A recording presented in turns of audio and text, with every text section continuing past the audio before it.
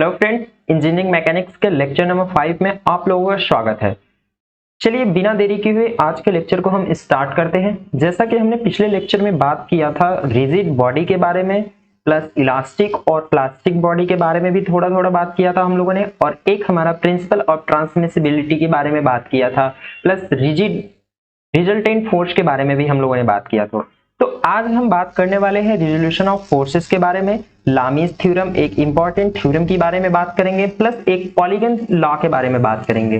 तो आज के लेक्चर को बिना देरी किए हुए स्टार्ट करते हैं। रिजोल्यूशन ऑफ फोर्स देखिए क्या होता है। देखिए मान लीजिए कि हमारा कोई पॉइंट है, एक ये पॉइंट है, इस पॉइंट पर हमारे नंबर ऑफ फोर्सेस लग रहे हैं। नंबर ऑफ फोर्सेस मींस दो से ज्यादा फोर्सेस लग रहे हैं। तो दो से ज्यादा जब फोर्सेस ये इस पॉइंट पे लग रहे होते हैं तो इसका हम रिजल्टेंट निकालते हैं कि रिजल्टेंट वैल्यू हमारी क्या देती है। ये फोर्स हमारे जो लग रहे हैं इसका रिजल्टेंट क्या होता है।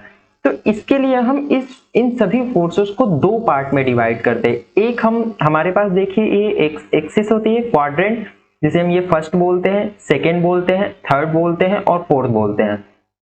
तो ये हमारे एक्स एक्सिस होती है और ये हमारी वाई एक्सिस होती है। इसको हम हॉरिजॉन्टल एक्सिस बोलते हैं और इसको हम वर्टिकल एक्सिस बोलते हैं। तो जब हम रिजोल्यूशन ऑफ फोर्सेस की बात करते हैं तो इसमें हम जितने भी सारे फोर्सेस हमारे किसी पॉइंट पे साइमल्टेनियसली लग रहे होते हैं उसको हम दो पार्ट में डिवाइड करते हैं। दो पार्ट मींस एक वर्टिकल पार्ट में और एक हॉरिजॉन्टल पार्ट में डिवाइड करते हैं। तो आइए देखते हैं कैसे करते हैं।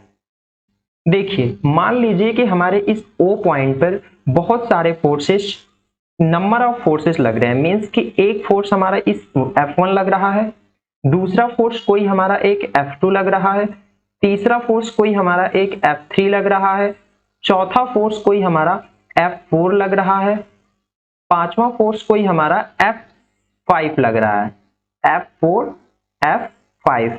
तो हम इस सभी फोर्सेस जो इस पॉइंट पे लग रहे हैं उसका रिजल्टेंट निकालते हैं।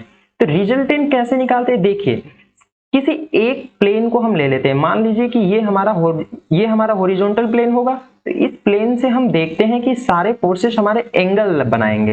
एंगल कैसे बनाएंगे, देखिए मान लीजिए कि ये F1 force F2 force, F1 और F2 फोर्स के बीच का एंगल हमारा कोई θ1 है, ये इसके बीच का कोई हमारा θ2 होगा, इसके बीच का कोई हमारा एक एंगल दिया होगा θ3 होगा, या फिर इसके बीच का कोई एक एंगल होगा जो θ4 दिया होगा। ठीक है, तो देखिए हमने क्या बात किया रिजोल्यूशन ऑफ फोर्सेस में कि जितने नंबर ऑफ फोर्सेस हमारे किसी कंकरेंट फोर्स मींस कि एक पॉइंट पे लग रहे होंगे तो उन फोर्सेस को हम दो पार्ट में डिवाइड करेंगे।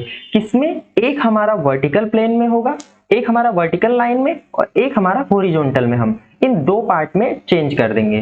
कैसे चेंज करते हैं, देखिए ये हमारा क्वाड्रेंट होता है, ये हमारा हॉरिजॉन्टल होता है, ये हमारा वर्टिकल होता है। तो अगर हम इस फोर्स को इससे रिप्रेजेंट करें तो कैसे करेंगे, देखिए इस F1 फोर्स को अगर हम एक्स एक्सिस हॉरिजॉन्टल पे रिप्रेजेंट करेंगे तो ये हमारा एक्स एक्सिस पे हो जाएगा, F1 हो जाएगा।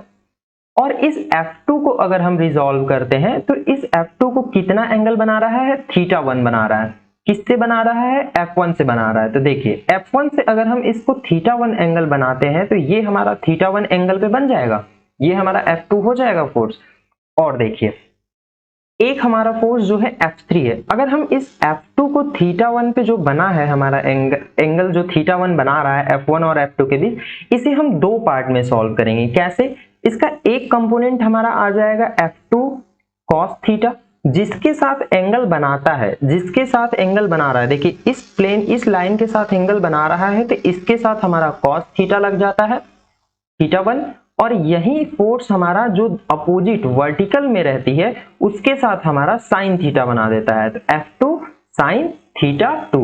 वैसे ही हम F3 को भी रिसॉल्व करते हैं।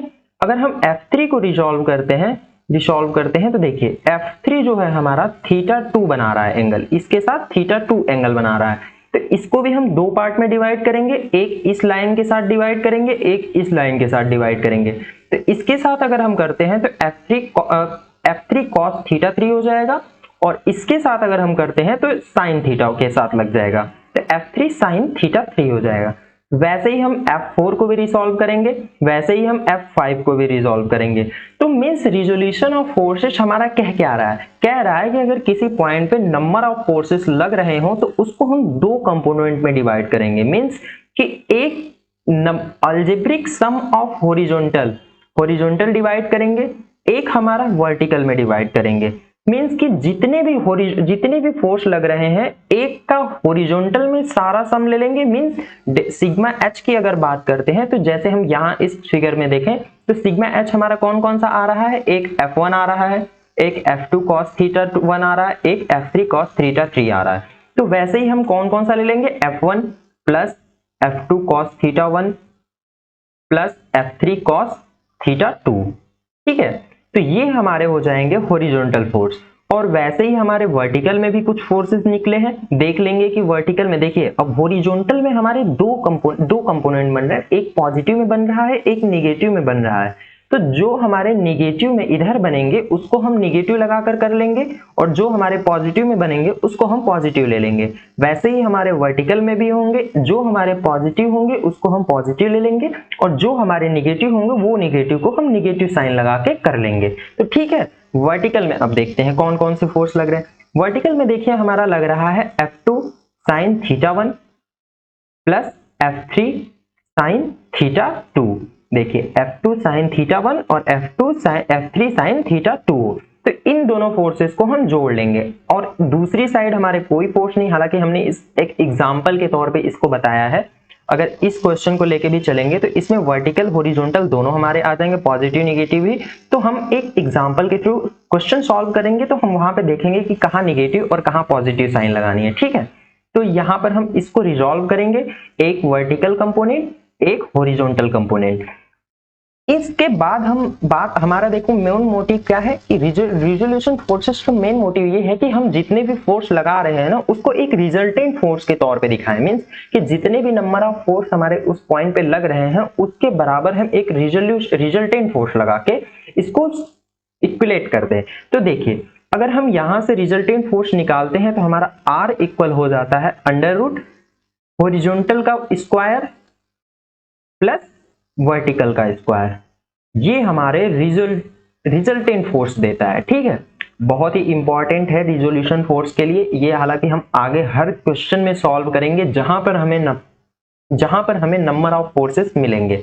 ठीक है, अगर हम रिजल्टेंट फोर्स के एंगल को निकालते हैं कि हमारा रिजल्टेंट फोर्स किसके साथ कौन सा एंगल बनाता है, तो यहां पर बहुत ही सिंपल है। देखिए हम tan थीटा लगा सकते हैं क्योंकि हम जानते हैं कि tan थीटा बराबर होता है हमारा परपेंडिकुलर अपॉन बेस। ठीक है, तो अगर हम यहाँ पर परपेंडिकुलर लेते हैं तो परपेंडिकुलर हमारा क्या है, परपेंडिकुलर हमारा ऑलवेज वर्टिकल लाइन होगी, तो सिग्मा v अपॉन बेस क्या होगा हमारा ऑलवेज हॉरिजॉन्टल लाइन, तो सिग्मा h।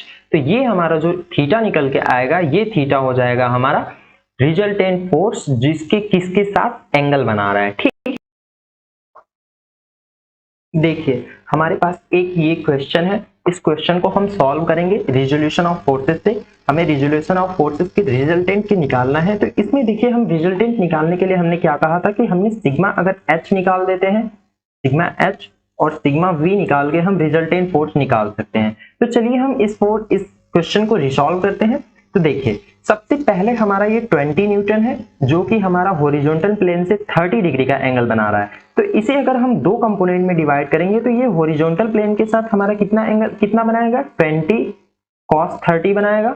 ठीक है, और उसके बाद अगर हम इसके दूसरे कंपोनेंट को देखते हैं तो दूसरा कंपोनेंट हमारा क्या बनेगा, इस लाइन पे बनेगा, क्योंकि इसके साथ इन दोनों फर्स्ट एंगल में बना रहा है। तो इसके साथ हमारा 20 cos 30 बन जाएगा और दूसरे के साथ हमारा 20 sin 30 बन जाएगा।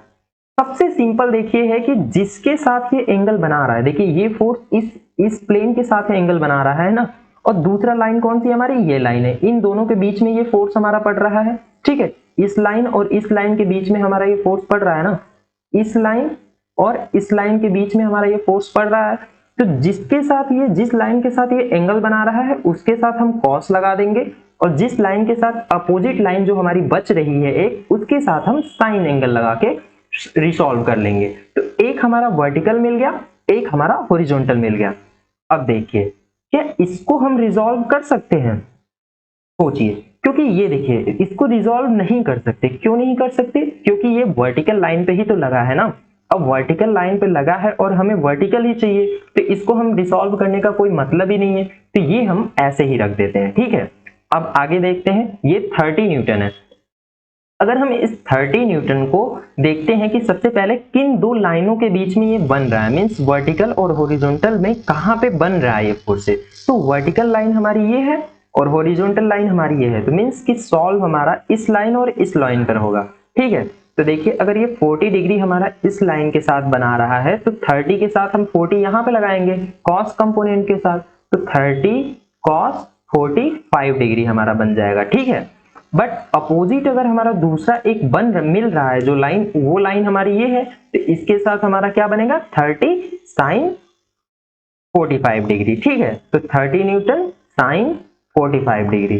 ठीक है, अब देखिए, अब इसके बाद हमारा एक फोर्स ये 35 न्यूटन का बचता है। देखिए 35 न्यूटन हमारा किसके किसके साथ बना रहा है, एक लाइन हमारी ये है, एक लाइन हमारी ये है, तो जिसके साथ एंगल बना रहा है उसके साथ कौन सा होगा हमारा, कॉस होगा, तो 35 कॉस 40 डिग्री। ठीक है, और दूसरा cos 40 degree, sorry cos 40 degree, और दूसरा जो हमारा लाइन बच रही है वर्टिकल लाइन, उसमें हमारा बन जाएगा 35 साइन 40 डिग्री। ठीक है, तो अब हम यहाँ पे सिग्मा एच और सिग्मा वी को निकालते हैं। तो सबसे पहले हम सिग्मा एच को निकालते हैं कि सिग्मा एच हमारा कौन कौन सा होता है। तो देखिए सिग्मा एच की अगर हम बात कर रहे हैं तो हमारे पास सबसे पहला फोर्स ये है जिसको हम रिजॉल्व किए थे, क्या है लिख लेते हैं इसको, पॉजिटिव की तरफ देख लेते हैं कि पॉजिटिव की साइन की तरफ हमारा कौन कौन से फोर्स आ रहे हैं। तो सबसे पहला फोर्स हमारा आ रहा है 20 cos 30 डिग्री। फिर उसके बाद अब यहाँ पे कोई फोर्स नहीं है तो हम निगेटिव साइन की तरफ देखेंगे।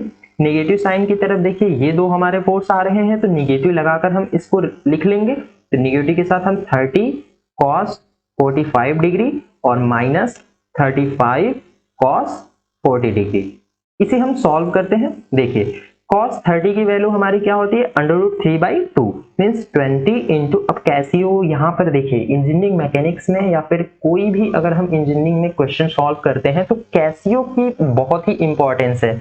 क्यों? क्योंकि बिना कैसियो के हम सॉल्व ही नहीं कर सकते। जितनी मिनिमम से मिनिमम वैल्यू तक हम जा सकते हैं वहां तक हम निकालने की कोशिश करते हैं, इसलिए हम कैसियो का यूज करते हैं। तो कैसियो अपने साथ जब भी क्वेश्चन सॉल्व करें तो प्लीज अपने साथ कैसियो रखें। तो चलिए 20 cos 30 की अगर हम वैल्यू निकालते हैं तो हमारा हो जाता है 0.866। ठीक है, अब देखिए अब यहां पर हमारा आ रहा है माइनस साइन, माइनस साइन के साथ अगर हम 30 लिखते हैं तो हमारा क्या हो जाएगा 30 इंटू कॉस की कितनी वैल्यू है, cos 45, cos 45 1/√2, तो cos 45 हमारा हो जाएगा 0.707। ठीक है, माइनस 35, देखिए 35 अगर हम यहाँ लिख देते हैं तो cos 40 की वैल्यू क्या है। अब देखिए हम cos 40 की वैल्यू नहीं जानते हैं, इसलिए हम क्या यूज करेंगे, कैसियो यूज करेंगे। हालांकि ये तो हमारा 45 की वैल्यू सिंपल थी, हमने निकाल लिया, 30 की वैल्यू भी सिंपल थी, हमने निकाल लिया, हमें पता था डायरेक्ट टेबल से हमने निकाल लिया। बस 40 की वैल्यू तो हमें नहीं पता है ना, तो 40 के लिए हम cos 40 की वैल्यू निकालेंगे, जो हमारी वैल्यू आ रही है 0.766। इसे हम सॉल्व करते हैं। देखिए सॉल्व करने का तरीका क्या है, देखिए ये माइनस और ये माइनस, इन दोनों को हम जोड़ लेंगे, पॉजिटिव मतलब ऐड कर लेंगे, प्लस ये हो जाएगा हमारा। तो सबसे पहले हम इसको सॉल्व करते हैं, क्या आता है 20 इंटू 0.866, इसकी वैल्यू हमारी आ रही है 17.32। ठीक है, अब देखिए इसको अगर हम सॉल्व करते हैं तो 30 इंटू 0.707, इसकी वैल्यू आ रही है हमारी माइनस में 21.21। ठीक है, अब देखिए ये निगेटिव है तो ये भी निगेटिव साइन होगा, 35 इंटू 0.766, देखिए इसकी वैल्यू आ रही है हमारी 26.81। ठीक है, अब इसे अगर सॉल्व करते हैं तो डेल्टा एच हमारा आ जाता है 26 प्लस में अगर हम 21.21 करते हैं तो ये वैल्यू हमारी आ रही है 48, माइनस में अगर हम 17.32 करते हैं तो ये वैल्यू हमारी आ रही है -30.7 न्यूटन। ठीक है, देखिए हॉरिजॉन्टल फोर्सेस हमारे निकल गए कितना, -30.7 न्यूटन। इससे हमें कोई मतलब नहीं है कि ये निगेटिव फोर्स आ रहा है या पॉजिटिव आ रहा है। क्यों? क्योंकि हमें पता है कि रिजल्टेंट जब हम निकालेंगे तो इसका स्क्वायर कर देंगे, और स्क्वायर करेंगे तो माइनस की वैल्यू हमारी पॉजिटिव में चली जाएगी, प्लस में। ठीक है, अब वर्टिकल फोर्स की हम बात करते हैं। देखिए वर्टिकल फोर्स में हम देख लेते हैं कि वर्टिकल फोर्स का सम हम देख लेंगे। वर्टिकल फोर्स के सम में कौन कौन सा हमारे आ रहे हैं। सबसे पहले ये 25 न्यूटन हमारा है, तो 25 न्यूटन हम ले लेंगे, प्लस 30 साइन 45 है, 30 साइन 45 ले लेंगे, प्लस 20 साइन 30 है, हालांकि 20 साइन, हाँ जी हाँ 20 साइन 30 है ये हमारा, 20 साइन 30 हो जाएगा हमारा। और एक हमारा नीचे के डाउनवर्ड में लग रहा है जो कि हमारा अपोजिट लाइन में है, तो निगेटिव माना जाएगा, तो निगेटिव में हमारा 35 साइन 40 हो जाएगा। अगर हम इसकी वैल्यू निकालते हैं तो इसकी वैल्यू आ रही है 33.7 न्यूटन। निकाल लीजिएगा कैसियो से, देख लीजिएगा, चेक कर लीजिएगा एक बार, 33.7 न्यूटन आ रही है। अब देखिए, अब हमें निकालना है रिजल्टेंट।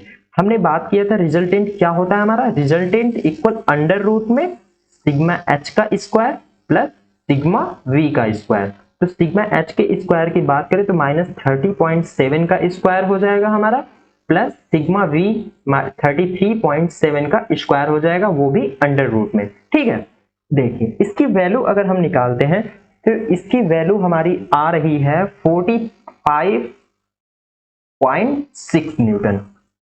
प्लीज कैसियो यूज करें, पर्टिकुलर सॉल्व करें, खुद से सॉल्व करें तो ज्यादा समझ में आएगा। जितनी क्वेश्चन की प्रैक्टिस हो सके उतनी क्वेश्चन की प्रैक्टिस कीजिए, क्योंकि ये सब्जेक्ट ऐसा है ना कि आगे यूज होगा हर चीजें। ये एक कॉमन चीज है, रिजोल्यूशन ऑफ फोर्स हर जगह यूज है। जब हम बेंडिंग पढ़ेंगे, मोमेंट पढ़ेंगे, और फिर उसके बाद इसमें कहीं पर भी हम फोर्सेस की बात करेंगे, जहां पर भी बात करेंगे वहां हमें इसकी जरूरत पड़ने वाली है।